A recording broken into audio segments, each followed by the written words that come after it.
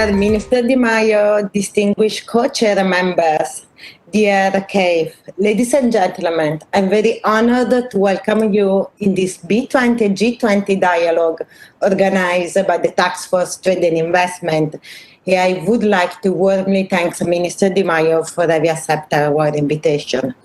This is the 11th high-level joint event held by the B20 and the G20 for align our priorities and objectives in view of the respective final summit. The G20 must take the lead of reshaping the future. Of course, the decision-making process belongs to the public regulator, but business can effectively help addressing the variety of situations and circumstances occurring in the global marketplace.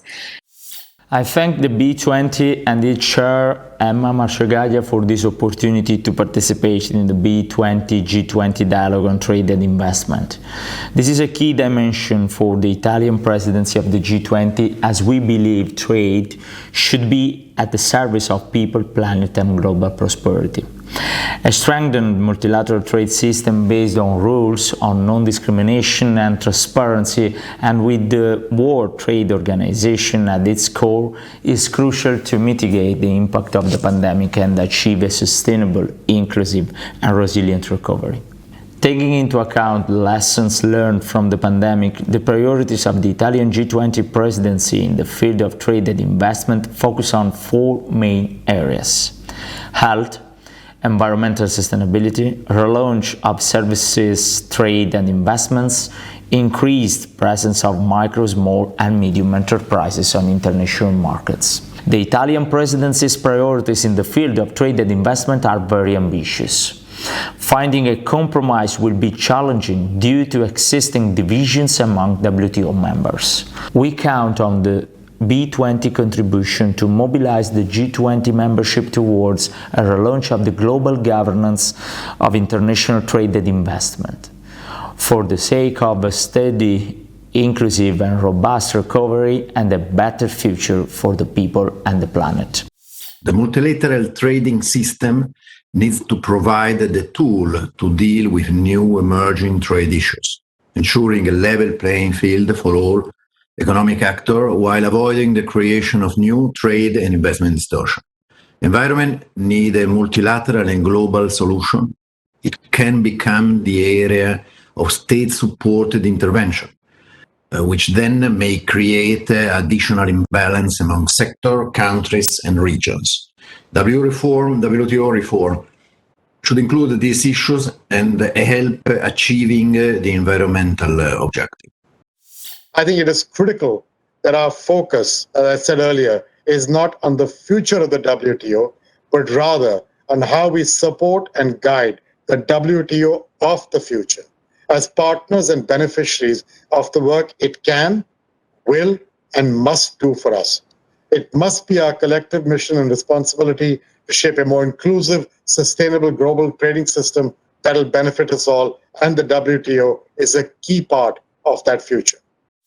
The G20 should lead the discussion on the WTO e-commerce disciplines so that they could be concluded at a high standard.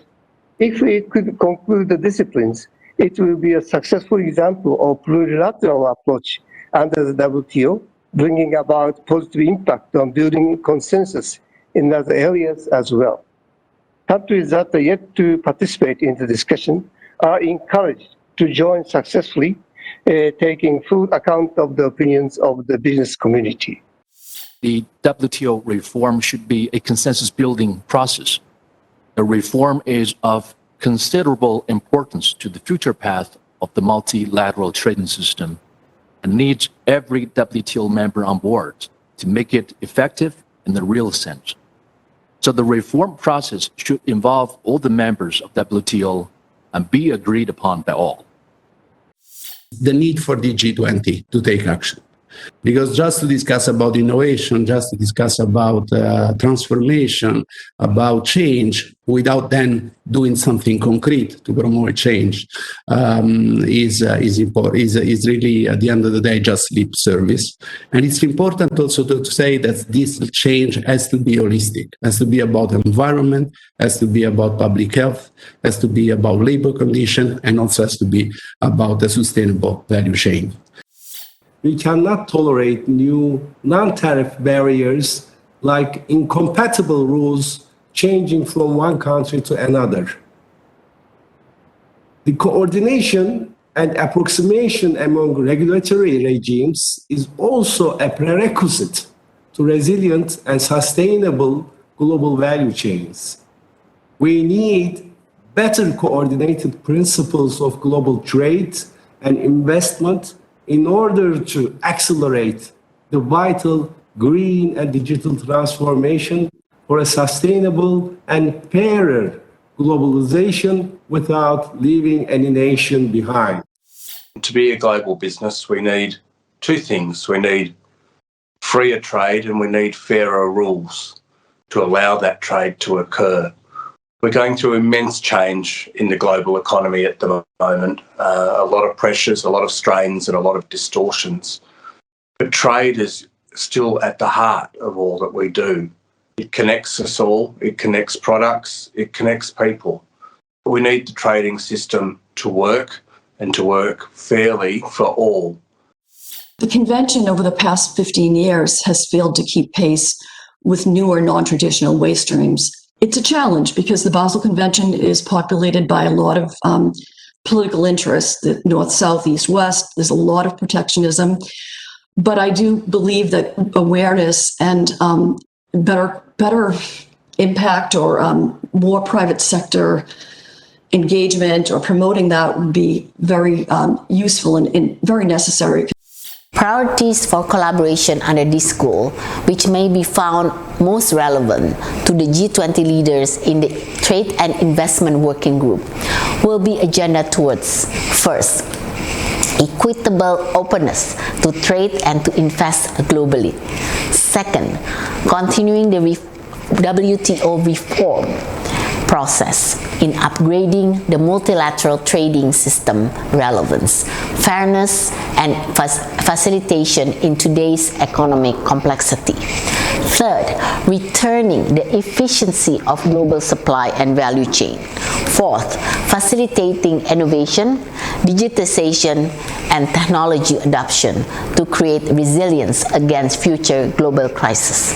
And fifth, supporting MSME, women entrepreneurs, and ESG businesses in global supply chain, trade, and investment.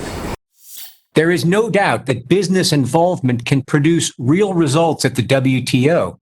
We would, for instance, never have achieved the agreement on trade facilitation without the strong support of business.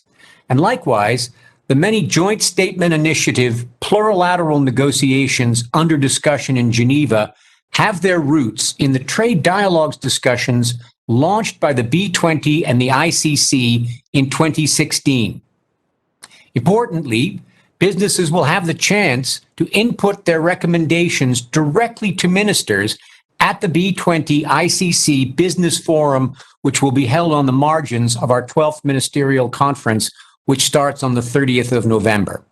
And this is significant because if we are to achieve a meaningful outcome at MC12, business support will be vital. My wish is that both the B20 and the G20 will keep consistency and continuity in the coming year to bring forward the reform of the multilateral trading system. The upcoming G20 presidency will be three important emergency countries, Indonesia, India, and Brazil. They will play a key role in ensuring a balanced but effective outcome.